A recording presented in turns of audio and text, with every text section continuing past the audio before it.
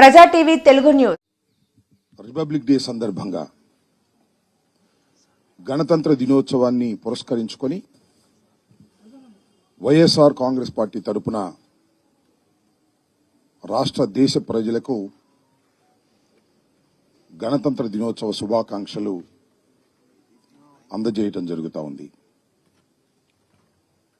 భారతదేశానికి స్వాతంత్రం వచ్చిన తర్వాత ఒక రిపబ్లిక్ గా మన దేశం ఏర్పాటై మనల్ని మనం పరిపాలించుకునేటటువంటి అవకాశం కలిగింది. ఈ సుదీర్ఘ కాలం భారతదేశాన్ని మనం పరిపాలించుకుంటూ ఎంతో పురోభివృద్ధిలోకి వెళుతున్నటువంటి సందర్భం. బ్రిటిష్ పాలకుల నుంచి మన దేశాన్ని విముక్తి చేయటం కోసం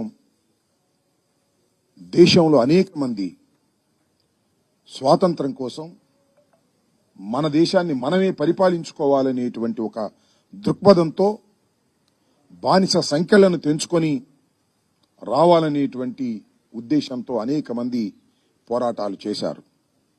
మహాత్మా గాంధీ గారి నాయకత్వంలో జరిగినటువంటి పోరాటంలో తుదకు బ్రిటిష్ వారిని మనం ఇక్కడి నుంచి పంపించగలిగి మన్ని మనం పరిపాలించుకునేటటువంటి ఒక సర్వసత్తాక ప్రభుత్వాన్ని ఏర్పాటు చేసుకున్నాం. అప్పటి నుంచి ఇప్పటి వరకు ప్రభుత్వాలు మారుతున్నా ప్రజాస్వామ్య పద్ధతుల్లో మన పరిపాలన సాగుతూ ఉంది. ఏదైతే స్వాతంత్ర సమర యోధులు ఈ దేశానికి మంచి ఫలితాలు రావాలని కోరుకున్నారో ఆ మంచి ఫలితాలను సాధించటం కోసం అహర్నిశలు ప్రభుత్వాలు పనిచేస్తున్నాయి.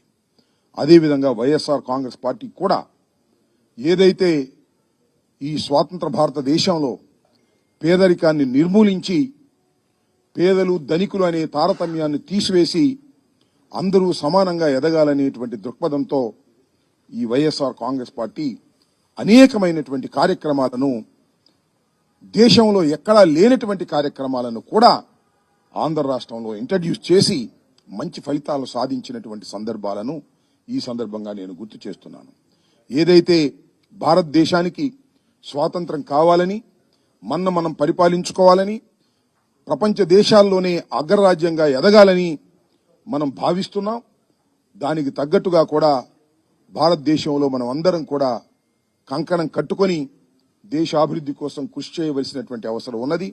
ఇంకా భారతదేశంలో పేదరికం, దరిద్రం, తారతమ్యాలు ఉండటం చాలా శోచనీయమైనప్పటికీ వాటినన్నిటినీ పారద్రోలి అందరూ కూడా సుఖశాంతులతో ఉండేటటువంటి ఒక స్వతంత్ర భారతాన్ని నిర్మించుకునే క్రమంలో మనం అందరం కూడా ఇంకా కృషి చేయవలసిన అవసరం ఉందని ఈ సందర్భంగా వైఎస్ఆర్ కాంగ్రెస్ పార్టీ తరపున రాష్ట్ర ప్రజలకు దేశ ప్రజలకు కూడా విజ్ఞప్తి చేస్తున్నాను. ధన్యవాదాలు.